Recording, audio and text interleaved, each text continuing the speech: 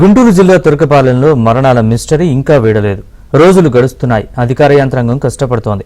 కానీ గ్రామస్తుల మరణాలకు కారణాలు మాత్రం తెలియడం లేదు. అయితే ప్రజాప్రతినిధులు పర్యటించి స్థానికులకు ధైర్యం చెప్పే ప్రయత్నం చేస్తున్నారు.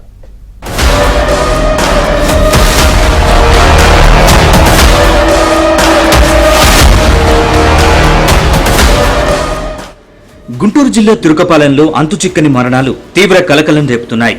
గత 3 నెలల వ్యవధిలో 23 మంది గ్రామస్తులు అనుమానాస్పద రీతిలో మరణించడంతో స్థానికులు భయంతో వణికిపోతున్నారు.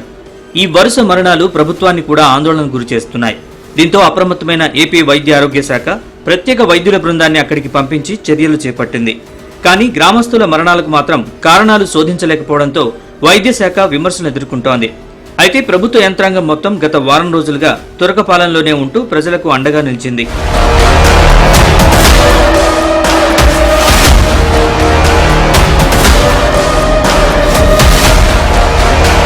మరోవైపు రాష్ట్ర వైద్య ఆరోగ్య శాఖ మంత్రి సత్యకుమార్ తురకపాలెంలో పర్యటించి అధికారులు, వైద్యులతో మాట్లాడారు.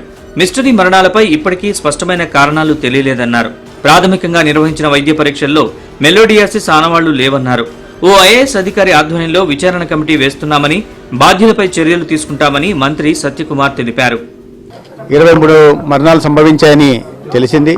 అయితే వీటిని కారణాలను లోతుగా విశ్లేషిస్తున్నాం. ఇక్కడ 14 రకాల టీములను పెట్టి, వైద్య బృందాలను పెట్టి శిబిరాలను నడుపుతూ అందరి దగ్గర శాంపిల్స్ తీసుకుంటున్నాం. ఈ బ్లడ్ కల్చర్ టెస్టులు చేసిన తర్వాత మెలోడిసిస్ బ్యాక్టీరియా లేదని కెమికల్, బయాలజికల్ పరీక్షలు కూడా నిర్వహించి అనాలిసిస్ చేపడుతున్నాం. అదేవిధంగా ఎక్కడ నిర్లక్ష్యం జరిగిందో తెలుసుకోవడానికి ఒక ఐఏఎస్ అధికారిని ఆధ్వర్యంలో ఒక హై లెవెల్ కమిటీని కూడా వేయడం జరిగింది. భవిష్యత్తులో కూడా ఇటువంటి అవుట్ బ్రేక్స్ రాకుండా, ఏ ఒక్కరి ప్రాణం పోకుండా కాపాడదలుచుకున్న బాధ్యత రాష్ట్ర ప్రభుత్వాన్ని.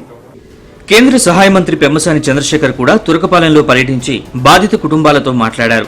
వైద్య పరీక్షల నివేదికను పరిశీలించారు. కొందరికి మెలోడియాసిస్ అనే అరుదైన వ్యాధి వచ్చినట్లుగా గుర్తించామన్నారు.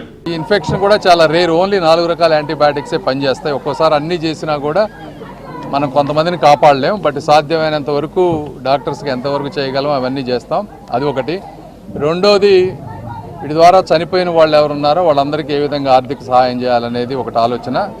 అది ఈ రోజున హెల్త్ మినిస్టర్ గారు వచ్చారు. అదేవిధంగా కలెక్టర్ గారు, వీళ్ళందరూ సీఎం చంద్రబాబు నాయుడు గారి దగ్గర మాట్లాడుతూ ఉన్నారు. ఒకటి, వీళ్ళందరికీ హాస్పిటల్లో ఖర్చు అయినవన్నీ సీఎం రిలీఫ్ ఫండ్ ద్వారా అవంతా కొంత భారం తీసుకుంటాం. ఇంకేమైనా కాంపెన్సేషన్లు ఏమన్నా ఉంటే ముఖ్యమంత్రి గారు, గౌరవ ముఖ్యమంత్రి గారు ఆలోచించి కొంత హెల్ప్ చేస్తారు.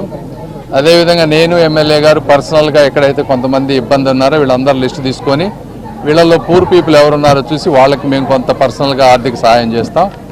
ఈ విధంగా అన్ని విధాలుగా ఆదుకుంటా. ఏమైనప్పటికీ ప్రభుత్వ యంత్రాంగం అంతా కూడా ఈరోజు సమర్థవంతంగా దీన్ని ముందుకు ఎలా తీసుకువెళ్లాలో అలా తీసుకెళ్తాం. Thank you. సిపిఐ నేతల బృందం కూడా తురకపాలెంలో పర్యటించి బాధిత కుటుంబ సభ్యుల్ని పరామర్శించారు. మృతుల కుటుంబాలకు 10 లక్షల చొప్పున ఎక్స్గ్రేషియా ఇవ్వడంతో పాటు గ్రామంలో మంచినీరు అందించాలని సిపిఐ రాష్ట్ర సహాయ కార్యదర్శి ముప్పాళ్ల నాగేశ్వరరావు డిమాండ్ చేశారు. బాధితులందరూ కూడా అకాలమైనటువంటి అసహజమైనటువంటి మరణాలు ఈ గ్రామంలో సంభవిస్తున్నాయి. స్వచ్ఛమైనటువంటి పరిశుభ్రమైన మంచినీరు అందట్లేదు. పారిశుధ్యం కూడా తక్కువగా ఉంది. బెల్ట్ షాపులు మందు మాత్రం దొరుకుతుంది, మంచినీరు దొరకట్లా. కాబట్టి ఇప్పటికైనా సరే ప్రభుత్వం కారణాలను నిర్ధారించాలి. ఇంత వైద్యం అభివృద్ధి చెందిన ఈ దశలో కూడా దాదాపు 3 నెలలు, కొందైతే సంవత్సరం నుంచి కూడా కొంతమంది చనిపోయినట్టు ఉన్నారు. ప్రజల్లో అటువంటి నమ్మకం కలిగించి వారికి అన్ని విధాలు కూడా సహాయం అందించి కనీసం స్వచ్ఛమైన మంచినీరుని అందించే ఏర్పాట్లతో పాటుగా వీటి గల కారణాల మీద ఉన్నత స్థాయి వైద్య బృందాలు చేయాలని చెప్పేసి మేము సిపిఎంగా కోరుతున్నాం. కుటుంబాలకు 25 లక్షల రూపాయలు చనిపోయిన కుటుంబాలకు కూడా ఆర్థిక సహాయం అందించాలని మేము కోరుతాం. మొత్తంగా తురకపాలెంలో సమస్య ఏంటో గుర్తించడంలో వైద్య శాఖ వైఫల్యం స్పష్టంగా కనిపిస్తోంది. అయితే తురకపాలెం గ్రామస్తుల్లో భయం ఎప్పటికీ తొలగిపోతుందో వేచి చూడాలి.